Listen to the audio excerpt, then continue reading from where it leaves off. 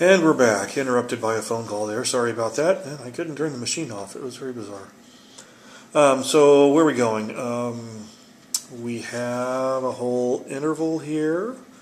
By assuming that there is an interval in lambda, then we have an whole interval of points for whom we have that constraint that we worried about in doing this setup, so the derivative was big enough.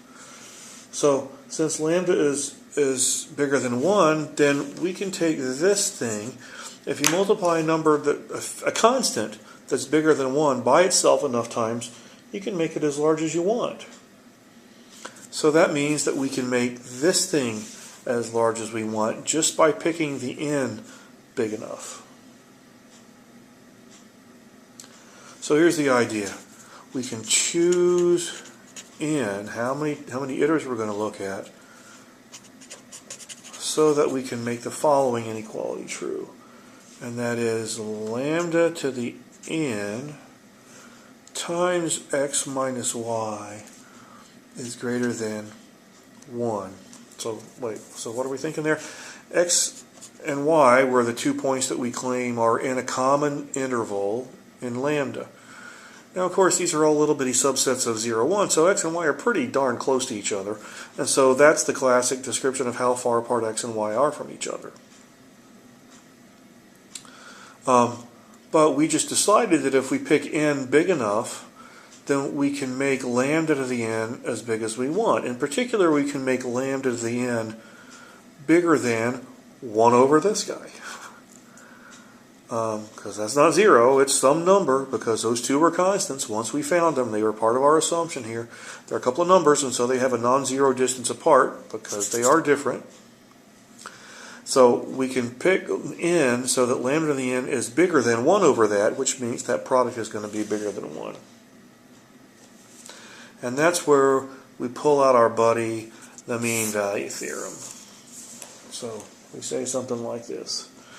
So the mean value theorem, think about, okay, back to here for a second.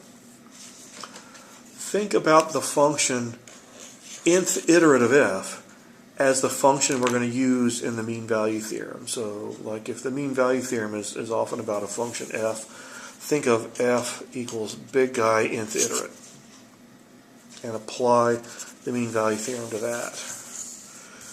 And what you have from the mean value theorem is that function applied to x and that function applied to y is equal to that function's derivative for some number c in between x and y times x minus y.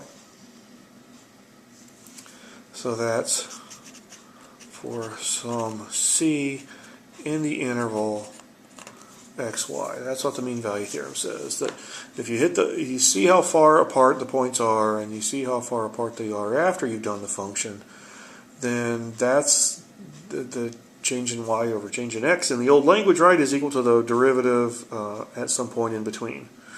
And so that's certainly true. The absolute value of the left is the absolute value of the right, and the absolute value of the product is the absolute value